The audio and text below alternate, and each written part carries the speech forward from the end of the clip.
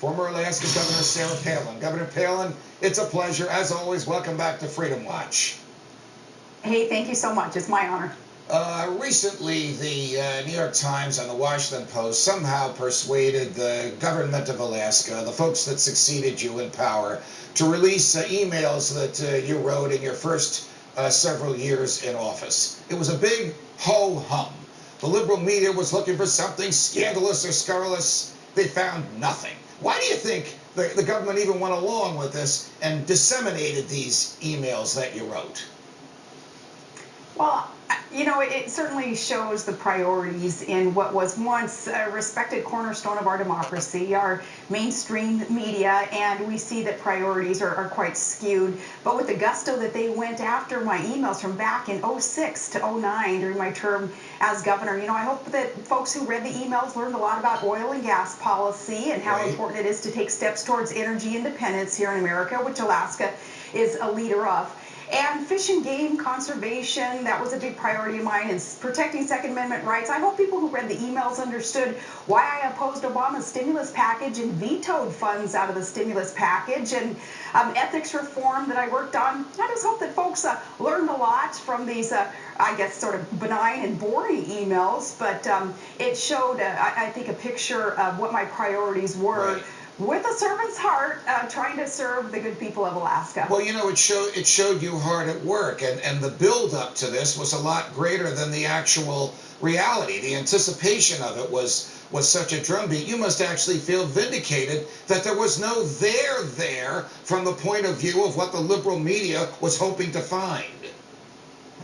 Well, Judge, between, you know, having my own personal emails hacked during the vice presidential campaign and then having a former staffer who had hoarded 5 years worth of emails and then presented those to the public out of context in a book that he recently wrote, you know, I knew that there was nothing to hide because I know what I've done over these years. So, you know, there are some things in the emails, though, that I thought, yeah, it provided some vindication, like why I killed the bridge to nowhere up here in Alaska, knowing that it wasn't a state priority, so it shouldn't be a federal priority, explaining that to my staff in Washington, D.C., and in Juneau, Alaska, our state capital, via email, explaining to staff why it was important to quash a project like that. That came out in the emails, and hopefully it just shed some more light for people to understand my ideology, my thinking about smaller, smarter government, and why that's so important for our nation as a whole. Here in New York today, we all witnessed the spectacle of Congressman, he's still a congressman, Anthony Weiner, announcing that he was going to resign because of personal behavior that was utterly reprehensible. Should the Congress have threatened to kick him out, or are the people of Brooklyn and Queens entitled to have a pervert representing them in Congress if that's what they want? Well, yes, they are entitled to having someone like Anthony Weiner represent them if truly that is what they want. But I have faith in the people there in Queens and elsewhere in New York that they deserve better, and I think that they will receive better. Anthony Weiner, from henceforth, after his personal indiscretions were disclosed, he was going to be rendered impotent, basically, there in Congress, and he wasn't going to be able to be effective. So obviously it was the right thing to do. A day late, dollar short, though. I think he should have resigned right when all of this came to light. Earlier this week, there was a debate amongst the announced, or almost all the announced, I don't think Governor Huntsman was there, Republican candidates for the nomination for President of the United States. And Congresswoman Michelle Bachmann from Minnesota has gotten a lot of attention. I think it may have been the first time she appeared in that venue with people who were far better known than she. Is she prepared to be President of the United States? She is. When you compare any of the conservatives who are running on their GOP ticket and those who are still potential candidates, maybe more will jump in. And I am convinced, Judge, that the field isn't set. More people will jump in. But Michelle Bachmann and others, when you consider their conservative credentials and those like Michelle especially, who has the Tea Party backing because she's not phony about her understanding of Tea Party patriot philosophy and kind of ideology there that needs to be plugged into an agenda to help our country. These common sense conservatives who are willing to run, I look at all of them and I say, come on now. anybody but Obama. We cannot afford 4 more years of Obama and his big government overreaching agenda. So anybody but Obama at this point. When you were watching the debate or listening to it, were you thinking to yourself how you would answer the questions? Or stated differently, were you imagining yourself there with those folks competing against them? Once in a while, I do. When I listen to interviews or parts of the debate, I think that's natural.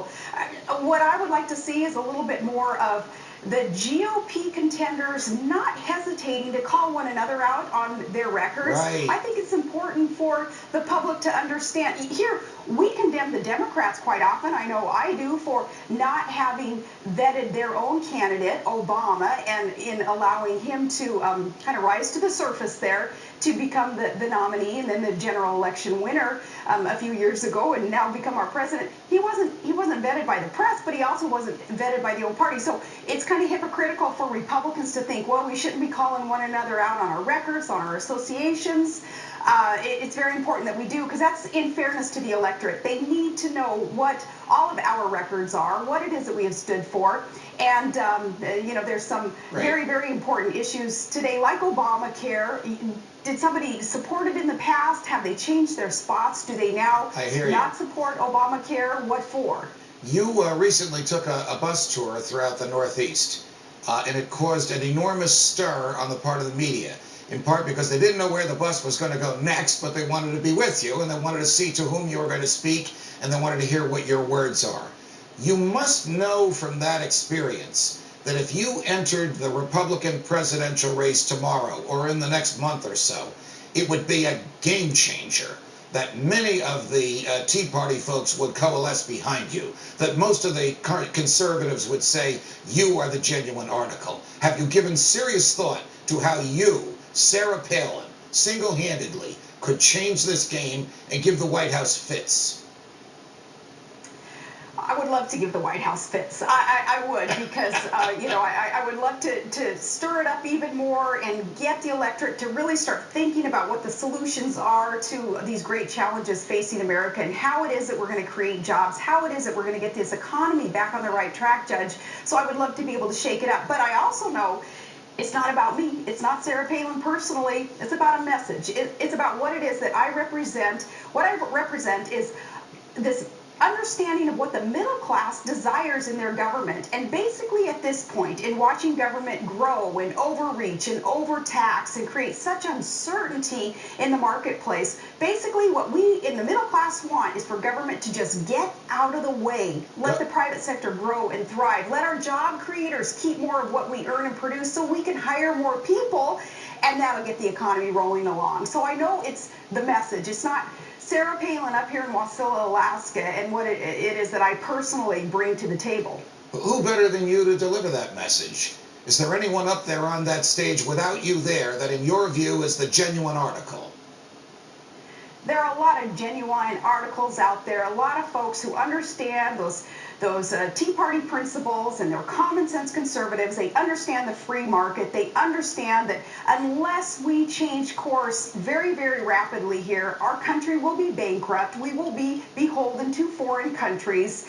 And there are many out there who, some declared, some not declared yet, some may never declare to want to run for public office, who know what they're doing, Judge, and they do want to help this country, and they do want to serve for the right reasons with servants' hearts. You are teasing the daylights out of our office by saying some declared, some not declared, some who may declared, some who may not declared, because you may be talking about yourself. But let me switch gears just a little bit. There is a battle going on, I think, for the heart and soul of the Republican Party. We see it in Congress when Republican leadership sometimes sides with the White House, and the Tea Party members of the House of Representatives side with the Constitution, with Ron Paul, Sarah Palin, even Michelle Bachmann ideas of smaller government.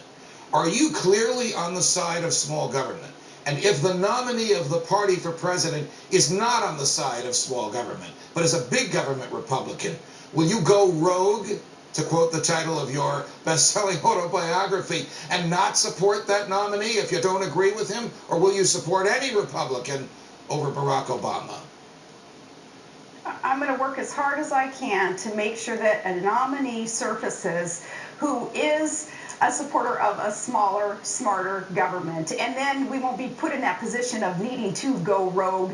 As I said previously, though, Judge, it's anybody but Obama. Things cannot get any worse under a Republican administration if the electorate chooses to change course, and they need to. We need to. 9.1% unemployment. Right. $2.6 trillion that we bring in terms of revenue every year, Judge, and we're still asked to incur more debt to be able to service the debt that we already have. We can't already take out of the $2.6 trillion in revenue that the federal government receives to service the debt today. Instead, it's so Orwellian to me. It's so bizarre, the thinking that's coming out of the White House and some in Congress who are believing that we need to incur more debt to eventually get us out of debt instead of taking what we have now, prioritizing the revenue that we take from the taxes from the American people, and service the debt today and quit digging the hole that we're in. All right. The President of the United States thinks he can start a war on his own, thinks he can bomb in Libya in defiance of the Constitution, in defiance of the War Powers Act, by simply not calling it a war. Should the Congress stop him?